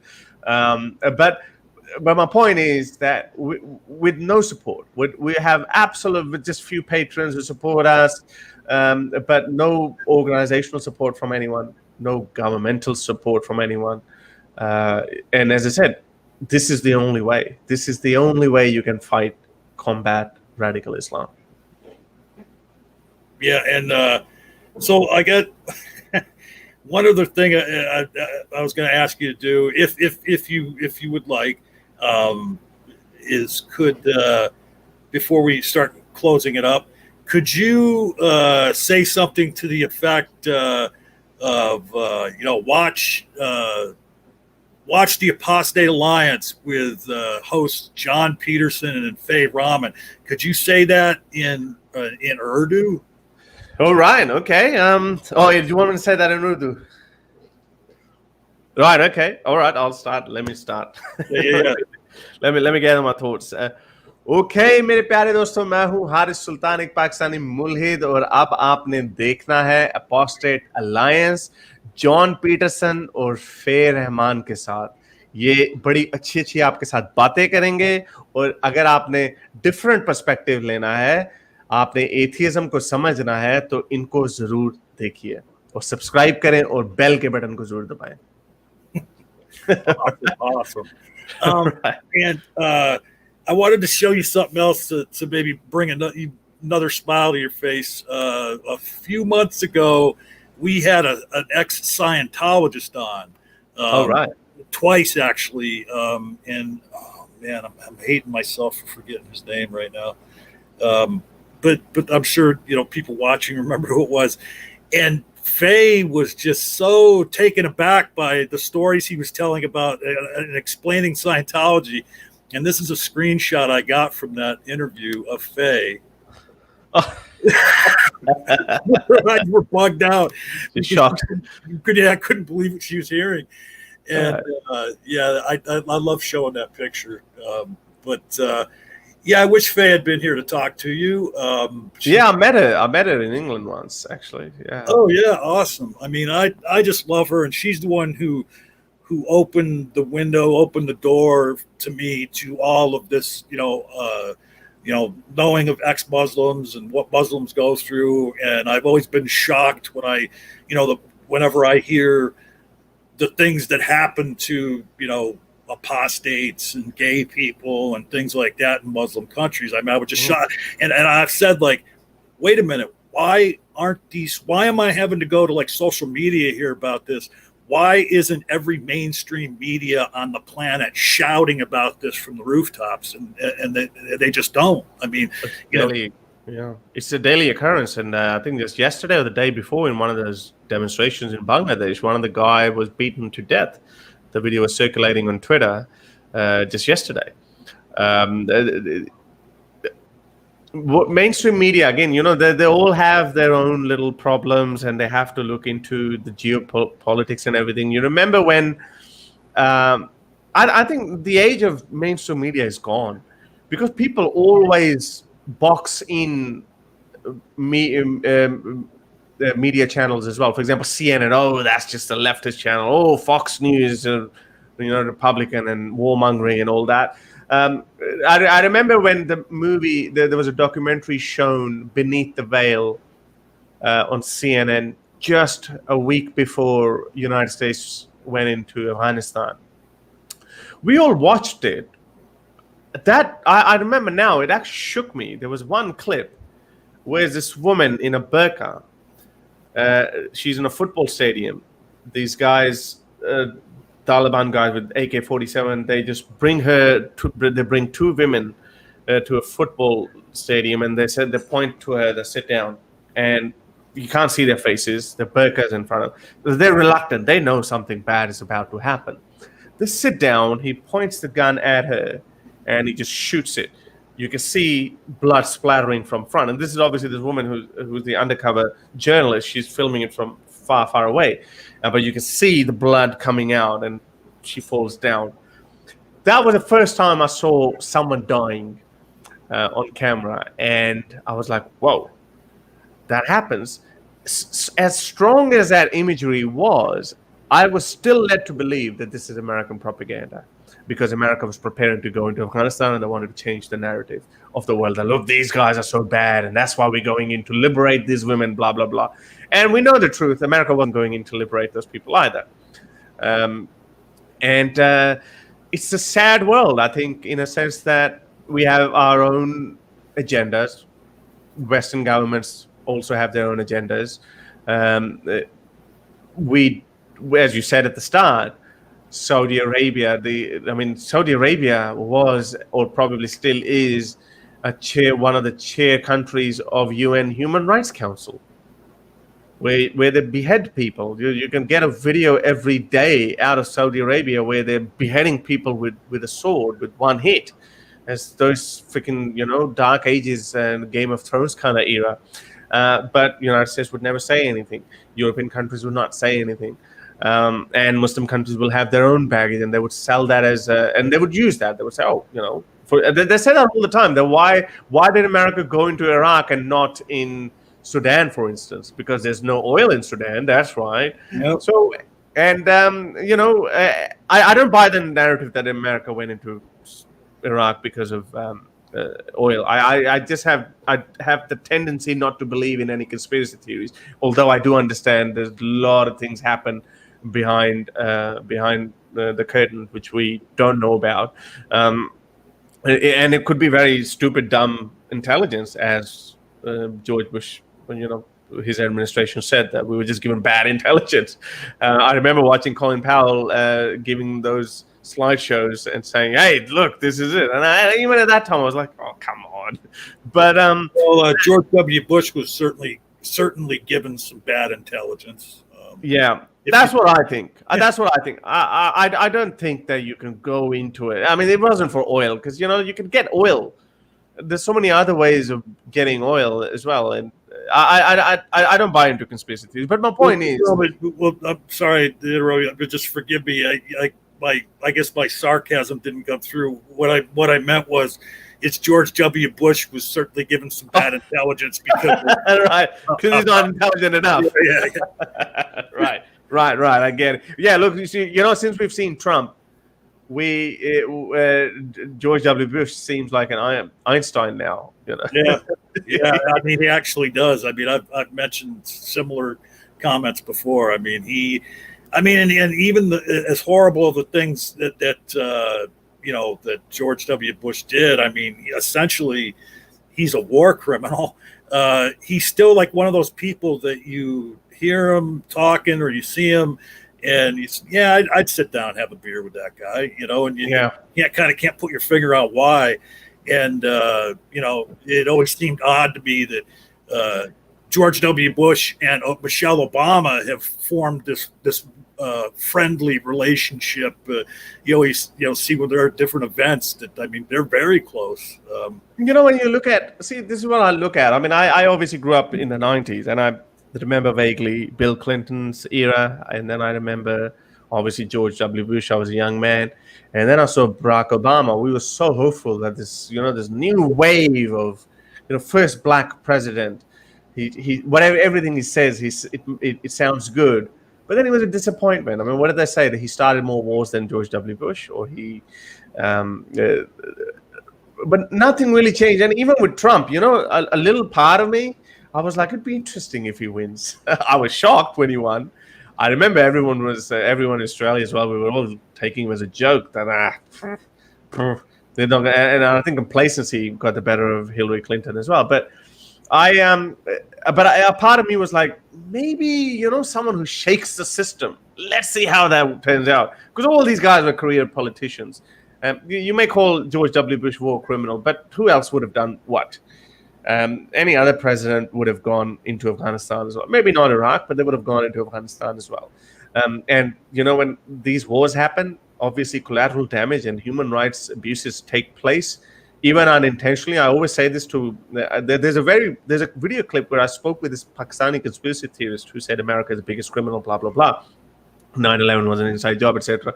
Very funny video. I'll send you a link. Make sure it's only 10-minute call. Please do. It's a very funny one. But I always say that, okay, yes, these things happen, but there's still a massive difference between. I know WikiLeaks showed us that how collateral damage is taken, how seriously or less seriously it's taken when we saw the collateral murder video that was, and who knows how many there are. I still think that with the modern warfare, there still are some rules put in place, although they can never be acted upon, and there can be lack of discipline, and those things, bad things can happen. So I know George W. Bush, a lot of people say he's a war criminal, and I think he's responsible for a lot of unnecessary deaths. But I think any other president in his position would have been accused of the same thing. What I wanted to come back to Trump was that Trump, we thought that a part of me was like, it'll be interesting to see how he shakes the system. He hasn't really shaken the system, has he? I mean, he has also turned out to be just another president, but he's a loudmouth, ill-mannered president, but he hasn't really brought any change either, because some people were saying, he's going to ban Muslims, he's going to become a Nazi state. No, the American system is so strong that it can withhold someone like Trump, and I think even worse than Trump. And things will normalize again. I think, well, everyone says that Biden is going to win. Not that I like the guy, but he's a career politician. It'll be like Obama years, and it'll be same things. Like all the bad things will be covered up much more professionally. There won't be as many slip of tongues like Trump, where he throws tantrums, where he doesn't shake hand with Angela Merkel and does all those silly antics. So those things won't happen, but it'll be business as usual. Yeah. I mean, you're right. I mean, but it's just so cosmetics. Yeah, I mean, it's just so I don't know what word to use, like maybe apocryphal, or the last 4 years. Because here's the thing: is I'm sure there was uncouth and loudmouth presidents in our past, but so far in our past, not in this era of media, that we didn't know about the true essence of those people. And then here you have all this, this huge media presence, where Trump acts as he does, and the whole world sees it. And it's just been a strange 4 years. I hope it's coming to an end. But yeah, I mean, you're right. I mean, Biden is essentially the same as all the politicians are. With very little difference. That's and that's why it's so funny. People want to say the Trump campaign is portraying him as this radical leftist, but I mean, he is so centrist. It's like that nonsense. It is. I just wanted to, on the same point, I wanted to talk about, because there was a documentary that just came out on Australian 60 Minutes about the woman who accused Joe Biden of inappropriately touching her, and someone was saying that one of the pundits on the show was saying that these guys are in their 70s, and these guys are the products of not only just last century but the mid of last century. The world was different in the 60s and 50s when they grew up. These guys are misogynist by our today's standards, and that's why, I mean, they might not even see there was anything wrong with it. Fair enough, Biden knows how to, as you said, he's a career politician, and he knows how to play the game, so he could say that this is not a pro. He could say all the right things that would please the Antifa, the crowd as far as an Antifa. But you're right, he would be as traditional as anyone else. He would be a centrist, I'd say, but he would have plenty of skeletons in his closet. But yeah, I think that this 4 years of lunacy has to end. I hope. And I was reading it was a news story on DWTV that how a whole of Europe is actually praying for this Trump era to be gone. It's he just does those impulsive decisions. It's not very president like, like WHO. Okay, you did this. I'm cutting down. Yeah. It's like a matter between two people. Like, I don't like you. Okay, I was gonna give you $100. Now I'm not gonna give it to you. Like, I mean, the countries don't work that way. Yeah, and he's got his finger on the button. That's just crazy. I mean, I've always thought that I would hope that, like, if he tried to do something crazy like that with the nuclear bombs, that the military would step in and stop him. But they will. I think they will. I don't think he'd get away. I think the American system is much more stronger than people think. I mean, presidents, as powerful as they are, it's not a dictatorship. This is not one crazy emperor can't come and just destroy. Well, right, and it's essentially almost split down the middle as far as support for him since he was elected in our military, and actually, as far as officers go, it's slightly higher that don't support him. But yeah, I think in the end, the system here would prevail, even if Trump tried to pull some hinky stuff after the election. That if he loses, refuses to leave, that I think that he'll be made to leave. So I reckon he will. I don't think you can just say, all right, I'm not leaving anyway. I don't think it'll work. So, all right, boy, I want to thank you so much for coming and joining us. And again, Harris's YouTube channel is his name, Harris Sultan. We will have a link in the video description for that. And also the name of his book that he discussed is The Curse of God, Why I Left Islam. And we will also have a link to that in the chat or in the video description. I love these interviews. Like I said, Faye is the one who got me interested in all of this. I met her through another atheist that lives in London. And maybe I've known her a year and a half now. Just meeting all of these ex-Muslims like you is what inspired me to start doing this podcast, because as I said earlier, I'm just so baffled by, this far into a world of social media that I had never heard of these atrocities before meeting ex-Muslims and talking to them, all these things that are happening in Muslim countries to apostates and, and gay people and, people that are just, different than the, radical people in those countries. I mean, when I heard about the practice of taking gay people to the top of roofs and throwing them off, I mean, I just couldn't understand why I was only learning of that at the time I learned of it. I would have thought that would be like a huge news story that everybody would have been talking about, and it's just not the case. You don't have to feel so bad because most of the Muslims don't know about that.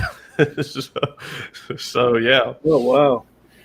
All right, hey, thank you so much, Harris. It was great, and I urge everybody to go over and check out his channel. As I said at the beginning, and I'll say it at the end again, this is the Apostate Alliance, where you can be free to not believe. And I'm not sure when you'll be watching this. We're going to change the day and time because we don't feel as if we've been getting as big a response as we want on Sundays and Sunday mornings. So we're going to try like weekday and maybe a little later in the afternoon or the early evening. So thank you all for watching this. And thanks again to Harris Sultan for joining us. And be here next time for the Apostate Alliance. Our next guest will be Kitty the Atheist.